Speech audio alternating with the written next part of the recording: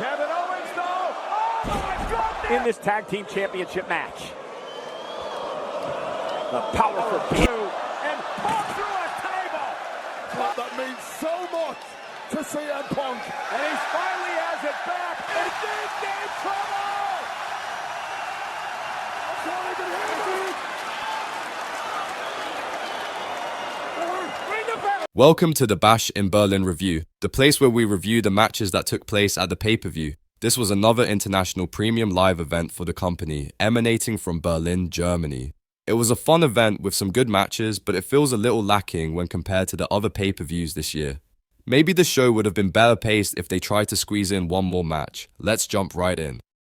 The first match on the card was Cody Rhodes v Kevin Owens. It's not clear whether these two were annoyed about going on first, but it was a great way to kick off the pay-per-view. It was also a great match, probably the best of Cody's reign so far. The hope going into this match was that Kevin and Cody would have impeccable chemistry, and these two didn't disappoint. KO pulled out moves we haven't seen for a long time. The best part of the match was the story. Kevin found it hard to take advantage of Cody's damaged knee due to his newfound morality.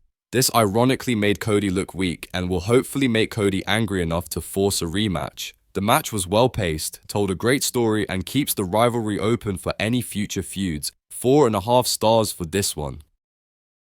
This was a good match with some cool spots. It's clear that Bianca and Jade are working on their timing and execution.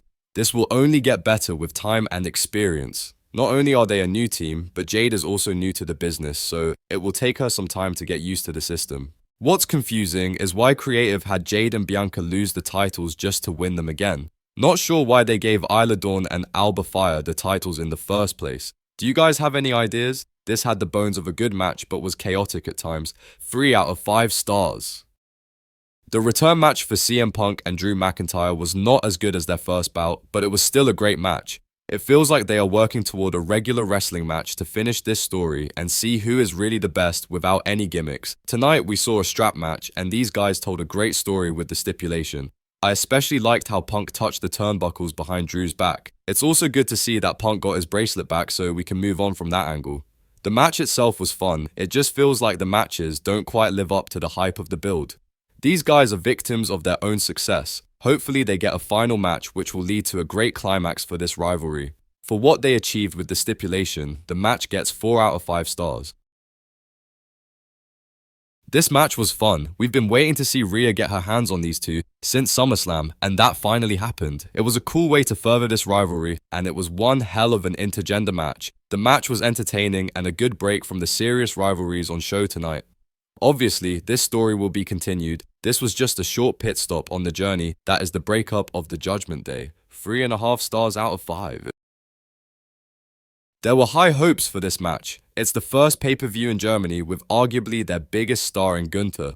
They handed Gunther the top veteran in the company. There's no legend bigger than Randy right now. That's a lot of pressure.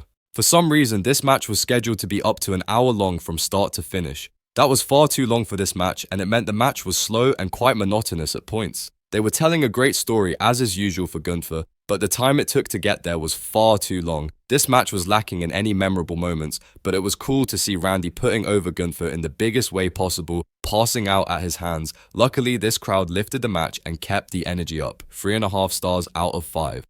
Bash in Berlin was definitely a cool pay-per-view with the crowd making it special. Unfortunately, the matches were lacking the grunt that we saw at SummerSlam. Although there was some cool stuff on show, this is probably one of the weaker pay-per-views of the year. 3 out of 5 stars.